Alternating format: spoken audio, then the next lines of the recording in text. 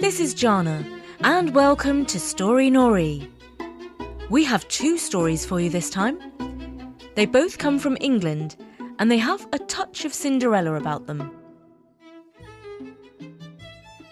We think you're going to find them fun. The first is called Cap o' Rushes. Once upon a time, a rich man had 3 daughters.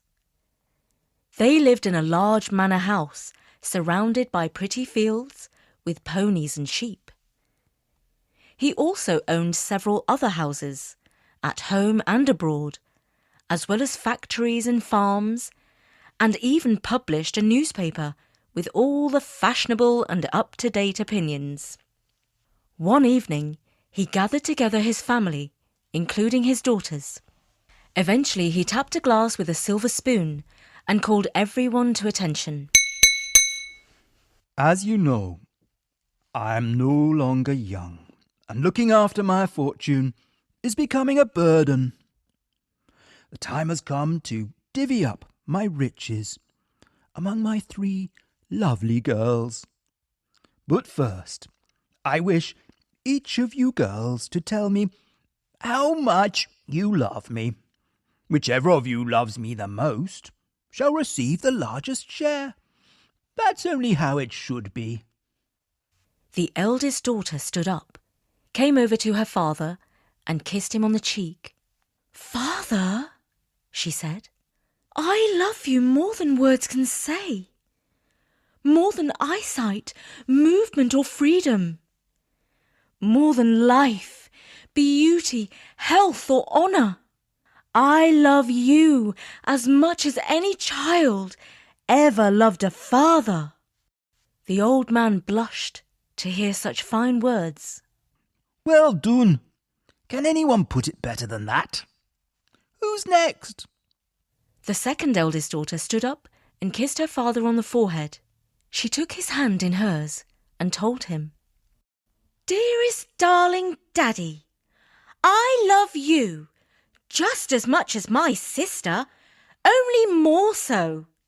She is stingy with her affection when she says that she loves you as much as any child ever loved a parent, because I love you a whole lot more than any child ever loved a father in the whole of history." Well, that does the heart good to hear, said the father, beaming with pride.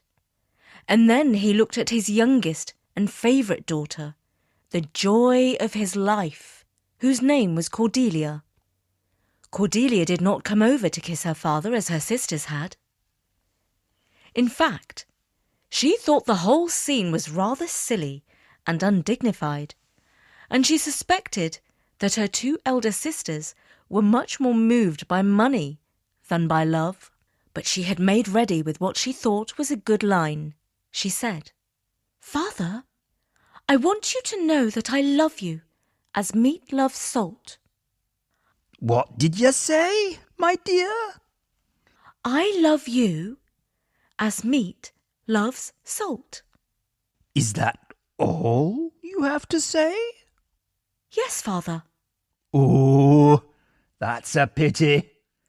You shall be the poorer for it.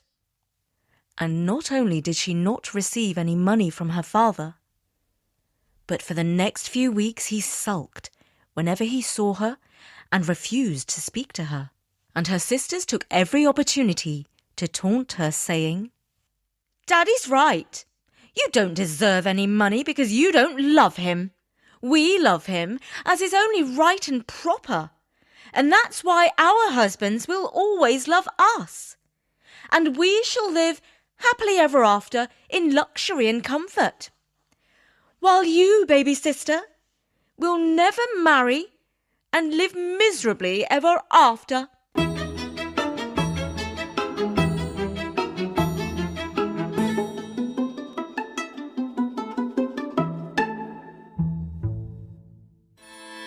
It all became too much for Cordelia, and she decided to leave home and make her own way in the world. She prepared for her escape by weaving herself a dress and a cap out of the long rushes that grew by the river. She pulled the clothes over her fine dress, and to look at her you would think that she had been born into poverty. Then one moonlit night, when everyone else was asleep, she set off on her own. She walked straight to the next village, where a man lived who was even richer than her father, and whose house was even bigger, and who owned even more factories and published not one, but 2 fashionable newspapers. There she begged for a job scrubbing the dishes. And because she refused to tell them her name, they called her Cap o' Rushes.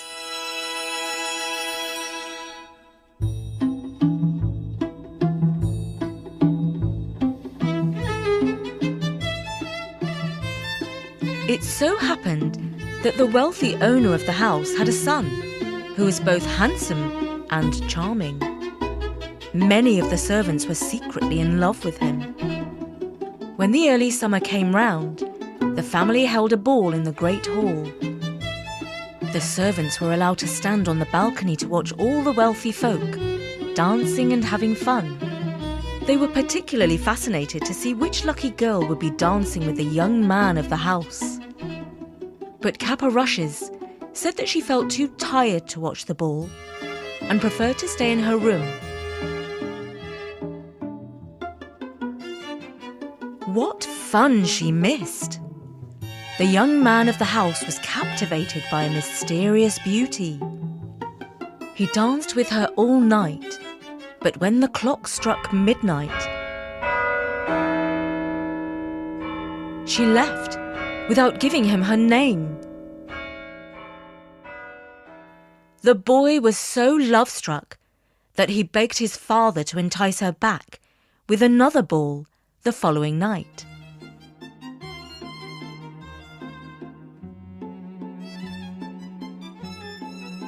Cap o' Rushes was again too tired to watch the dance. In the morning, the servants gave her all the gossip. The young man had begged the mystery girl to give him her name, but she had teasingly refused. The boy was going crazy with love, so he begged his father to hold yet another ball for a 3rd night running. The next evening was not too different, only this time the boy managed to give the girl a diamond ring for her pretty finger. The servants were overcome with excitement. Oh, he's desperate to marry her, but he doesn't even know her name. Who ever heard of such a turn? After that, there were no more balls, and everyone in the house was tired from all the fun. The young man remained alone in his room, dreaming of love, and asked for only soup and bread for his supper. Cap o' Rushes brought the soup to him, but before she knocked on his door, she took the ring off her finger and dropped it into the soup. Because, as you probably guessed, the mystery girl was none other than our heroine. It was only when the young man found the ring at the bottom of his bowl that he finally realised who she was. He called her back to the room and said, "So now will you finally tell me your real name?" "I am Cordelia," she said. "Well now, Cordelia, will you marry me?" "Yes, I will," she said. And he placed the ring once more on her finger. And of course they loved one another and lived happily ever after. But this is not quite the end of the story. They invited the girl's father and her sisters to the wedding feast, but did not say who the bride was. Cordelia ordered that the food be prepared without any salt. This left all the dishes without flavour, and when her father tasted the meat, he burst into tears, because he finally realised what his daughter had meant when she told him that she loved him as meat loves salt. At this point, he thought that his daughter had run away forever, and might even be dead. But she soon revealed herself to him. And father and daughter were reunited, and all was forgiven. Fortunately, the cooks had prepared another feast with salt and seasoning, and so everyone enjoyed their food and the celebration.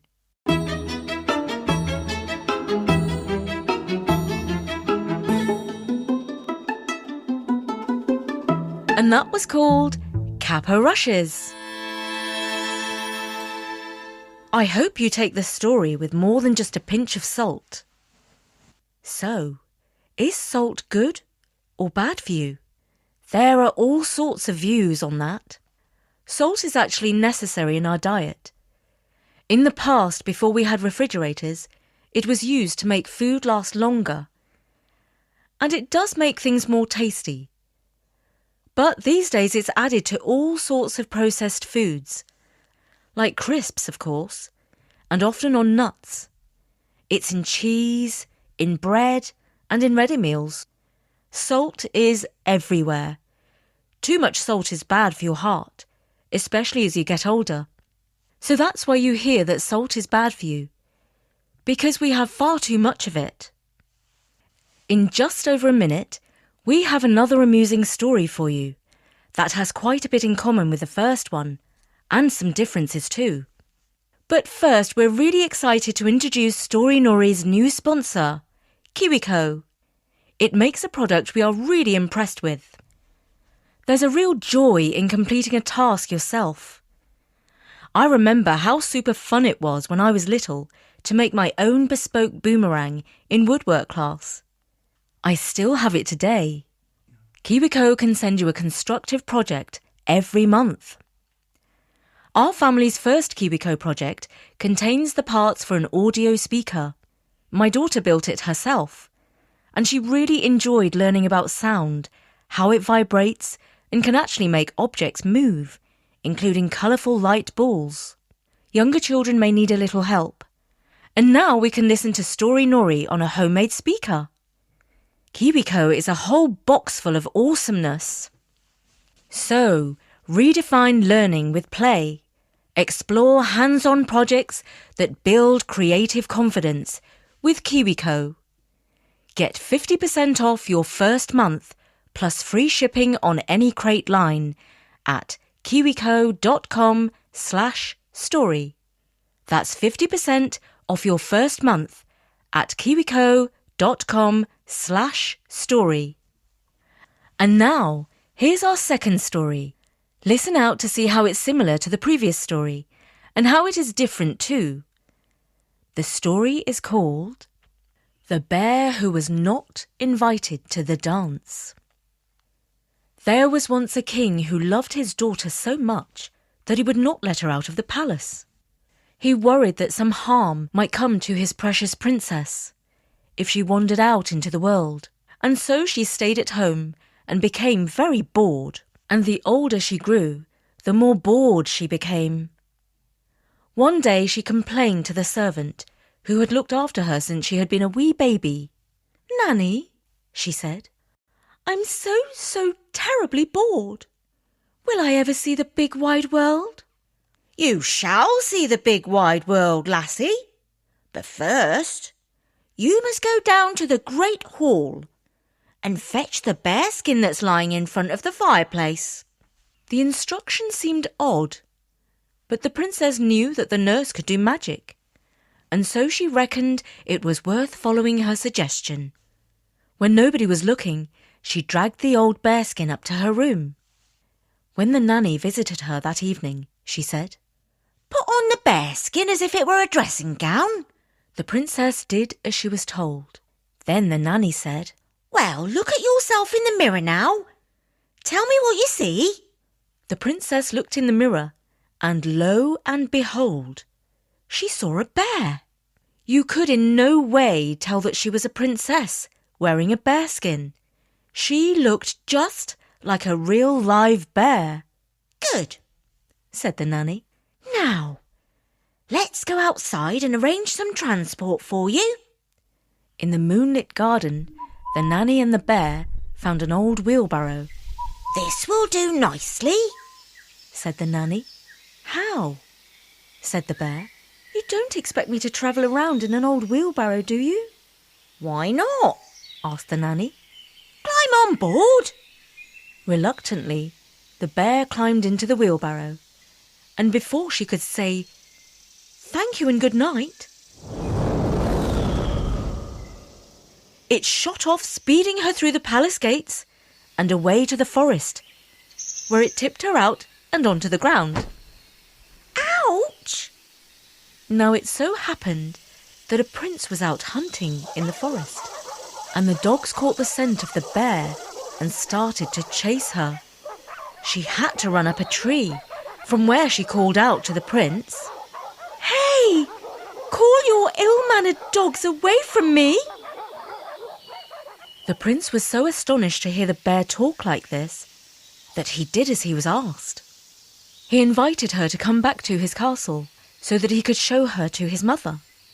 The bear slid down the tree and climbed into her wheelbarrow, which rolled along behind the prince's horse, carrying her all the way to his castle. The prince's mother was so surprised to meet a talking bear, and was even more pleased when she offered to help with the housework around the castle. She was very handy at cooking and cleaning. In return, the royal family let the bear sleep in the drawing room under the big table. One day, the prince had to go to a ball given by a neighbouring prince. He thought the whole idea was very boring and did not want to go. The bear who was lying under the table said, "Why don't you take me? I'd like to dance at a ball." But the prince thought it was a terrible idea to take a dancing bear to a ball, and so he kicked her. That was not very nice of him. But later that night, when he was gone, the bear climbed into her wheelbarrow and shot off. When she had almost arrived at the ball, the wheelbarrow stopped by the side of the road. She took off her bearskin and hid it in a hollow tree. Now the dress that she was wearing under the bearskin was made of moonbeams. Her wheelbarrow turned into a horse and carriage, and she rode to the steps of the palace. Everyone was stunned to see such a shining beauty. The prince fell in love with her, but she refused to dance with him. And before the ball was over, she took off. The prince ran out of the palace and jumped onto his horse. He chased after her carriage as it sped away. But before he could catch up, a great fog arose and he lost sight of the fleeing girl. The next morning, the bear asked the prince, "Did you have a nice time at the ball?" "No," he replied. "I fell in love with a girl, but she ran away from me." "I'm not surprised," said the bear. "Better take me next time." "Yeah, dream on, bear," said the prince. The following night, the prince was invited to another ball. This time the mystery girl arrived wearing a gown of sunlight. She was even more radiant, and the prince was even more in love with her. She granted him a dance, but she refused to give him her name. And once again, she took off in her carriage before the ball was over. He chased after her on his horse, but before he could catch her, thunder and lightning struck a tree, which caught fire and fell down in a blaze, blocking the road.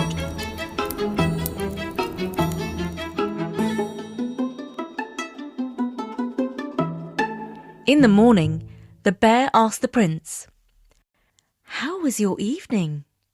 "Terrible," said the prince. "The girl got away again because thunder and lightning prevented me from pursuing her carriage." "A lucky escape, if you ask me," said the bear.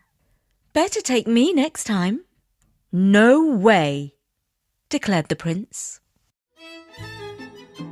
The following night, there was yet another ball. This time the princess wore a gown stitched from the Milky Way. She was even more beautiful than the times before. and the prince was even more in love with her. She danced with him 3 times, and he managed to give her a ring, which she accepted, before departing still without giving him her name. This time, he did not even bother to chase the carriage. When the prince returned home, he was really fed up. It did not help that the bear laughed at him and told him that nobody would want to marry him if he was so sullen and sulky. That evening, he had no appetite, and he just asked for a bowl of soup, not even bread. The bear still had his ring, and she slipped it into his soup before giving it to him. He almost swallowed it. When he spat out the ring, he was astonished to see what it was. "Where did you get this, bear?" he asked angrily. "Don't you remember? You gave it to me," she replied. And then she took her bearskin and revealed herself, dressed in moonbeams. The prince was totally enchanted, and they married and lived happily ever after. And that was the traditional English folk story called The Bear Who Was Not Invited to the Dance. Do you think it was similar to the first tale? Both our stories were adapted for Story Nori by Bertie and read by me, Jana. And don't forget to check out our great sponsor, KiwiCo. Promo code STORY. And that's it from me, Jana, at storynori.com. Take care until next time. Bye for now.